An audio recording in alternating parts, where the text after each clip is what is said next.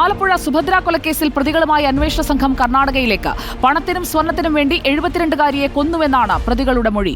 മാത്യൂസ്, ഷർമിള എന്നിവരെ കൊല നടത്തിയ കോർത്തുശ്ശേരിയിലെ വാടക വീട്ടിലെത്തിച്ച് തെളിവെടുപ്പ് നടത്തി. കൊല്ലപ്പെട്ട സമയത്ത് സുഭദ്ര കിടന്നിരുന്ന തലയിണ വീടിന്റെ പിന്നിലെ വെള്ളക്കെട്ടിൽ നിന്ന് കണ്ടെത്തി. അതിനിടെ പ്രതികളെ ഹാജരാക്കിയപ്പോൾ കോടതിയിൽ നാടകീയ രംഗങ്ങളാണ് ഉണ്ടായത്. കുറ്റം ചെയ്തിട്ടില്ല എന്ന് പറഞ്ഞ് ഷർമിള പൊട്ടിക്കരഞ്ഞു.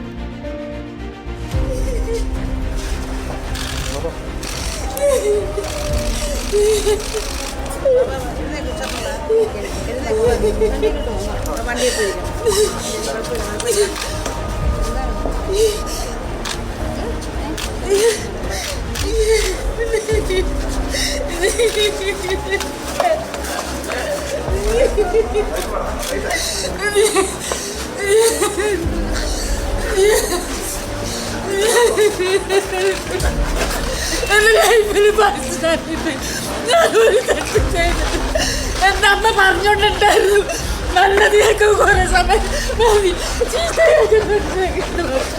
അതേപോലെ എന്റെ ജീവിതം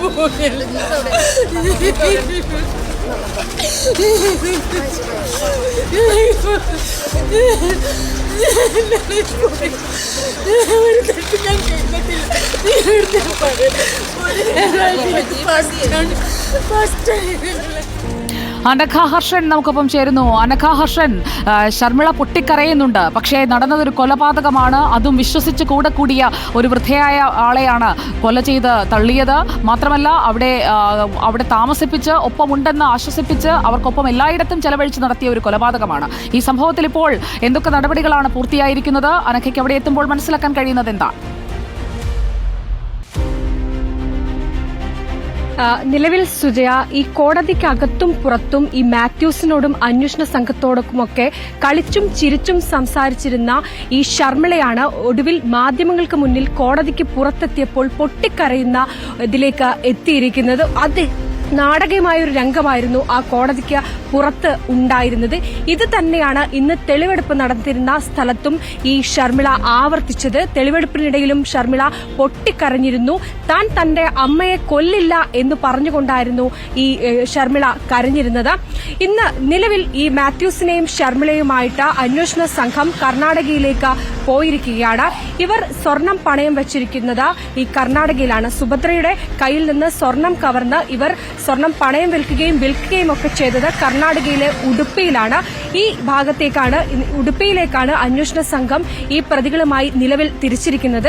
ഈ കൃത്യം നടത്തിയ കലവൂരിലെ ഈ ദമ്പതികൾ താമസിച്ചിരുന്ന വാടക വീട്ടിൽ പ്രതികളുമായി അന്വേഷണ സംഘം എത്തി തെളിവെടുപ്പ് നടത്തിയിരുന്നു.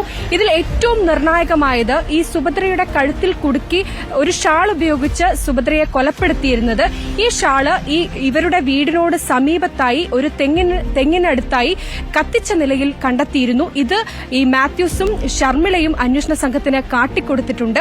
മറ്റൊന്ന്, ഈ കൊലപ്പെടുത്തുന്ന ദിവസം അന്ന് സുഭദ്ര കിടന്നിരുന്ന തലയണ ഈ വീടിനോട് ചേർന്ന് അല്പം അകലെ ഒരു ചളിക്കുണ്ടിൽ നിന്ന് അന്വേഷണ സംഘം കണ്ടെത്തിയിട്ടുണ്ട്. ഇതും മാത്യൂസ് കൃത്യമായി തന്നെ അന്വേഷണ സംഘത്തോട് പറഞ്ഞിരുന്നു. ഏകദേശം അരമണിക്കൂറോളം നീണ്ടുനിന്ന ഒരു തെളിവെടുപ്പാണ് ഉണ്ടായിരുന്നത്. നമുക്കറിയാം, ഈ പ്രാഥമിക ചോദ്യം ചെയ്യലിൽ തന്നെ തങ്ങൾ സുഭദ്രയെ കൊലപ്പെടുത്തി എന്ന അന്വേഷണ സംഘത്തോട് ഇരുവരും സമ്മതിച്ചിട്ടുണ്ട്. അത് തന്നെയാണ് ഇന്നും ആവർത്തിച്ചത്. ഏത് രീതിയിലാണ് സുഭദ്രയെ കൊലപ്പെടുത്തിയത് എന്നൊക്കെ തന്നെ അന്വേഷണ സംഘം ചോദിക്കുന്ന ചോദ്യത്തിനോട് കൃത്യമായി തന്നെ ഈ പ്രതികൾ ഉത്തരം പറയുന്നുണ്ട്. നിലവിൽ ഈ പ്രതികൾ സ്വർണം പണയം വെച്ച വിവിധ കടകളുണ്ട്. അവിടെയെല്ലാം തന്നെ തെളിവെടുപ്പ് നടത്തണം. മാത്രമല്ല, പ്രതികൾ പല വീടുകളിലും വാടകയ്ക്ക് കൃത്യം നടത്തിയതിനു ശേഷം മറ്റ് പല വീടുകളിലും വാടകയ്ക്ക് താമസിച്ചിട്ടുണ്ട്. ആ വീടുകളിലടക്കം ഈ പ്രതികളുമായി എത്തി തെളിവെടുപ്പ് നടത്തേണ്ടതുണ്ട്. ഈ കേസിൽ നിലവിൽ 3 പ്രതികളാണുള്ളത്. മാത്യൂസ്, ഷർമിള കൂടാതെ ഈ മാത്യൂസിന്റെ സുഹൃത്തും അയൽവാസിയുമായിട്ടുള്ള റൈനോൾഡാണ്. ഈ റൈനോൾഡ് നിലവിൽ റിമാൻഡിൽ തുടരുകയാണ്. റൈനോൾഡിനായുള്ള കസ്റ്റഡി അപേക്ഷ അന്വേഷണ സംഘം കോടതിയിൽ കൊടുത്തിട്ടില്ല. നിലവിൽ ഈ മാത്യൂസിന്റെയും ഷർമിളയുടെയും തെളിവെടുപ്പടക്കം പൂർത്തിയാക്കിയതിനു ശേഷമായിരിക്കും ഈ റൈനോൾഡിനെ കസ്റ്റഡിയിൽ വാങ്ങുക. ഈ കൃത്യത്തിൽ നേരിട്ട് റൈനോൾഡിന് പങ്കില്ല. ഈ സുഭദ്രയെ മയക്കിക്കിടത്താൻ ആവശ്യമായ മയക്ക് ഗുളികൾ എത്തിച്ചു നൽകി എന്നതാണ് റൈനോൾഡിന് മേൽ ചുമത്തിയിരിക്കുന്ന കുറ്റം. ഈ റൈനോൾഡിന് ഈ ഗുളികകൾ ലഭിച്ചത് റൈനോൾഡിന്റെ ഒരു മകന് ഡോക്ടർ നൽകിയ ഗുളികകളായിരുന്നു ഇത്. അതാണ് ഈ സുഭദ്രയെ മയക്കിക്കിടത്താൻ റൈനോൾഡ് ഈ പ്രതികൾക്ക് എത്തിച്ചു നൽകിയിരിക്കുന്നത്. എന്തായാലും നിലവിൽ ഈ മാത്യൂസും ഷർമിളയുമായി അന്വേഷണ സംഘം കർണാടകയിലേക്ക് പുറപ്പെട്ടിരിക്കുകയാണ്. കർണാടകയിൽ ഉടുപ്പിയിൽ ഇവർ സുഭദ്രയുടെ സ്വർണ്ണാഭരണങ്ങൾ പണയം വെച്ചിട്ടുണ്ട്. അവിടെ എത്തി അതിനനുസരിച്ചുള്ള തെളിവെടുപ്പുകൾക്ക് നടത്തേണ്ടതുണ്ട്. അതിലാണ് അന്വേഷണ സംഘം ഇപ്പോൾ ഉള്ളത്. സുജ.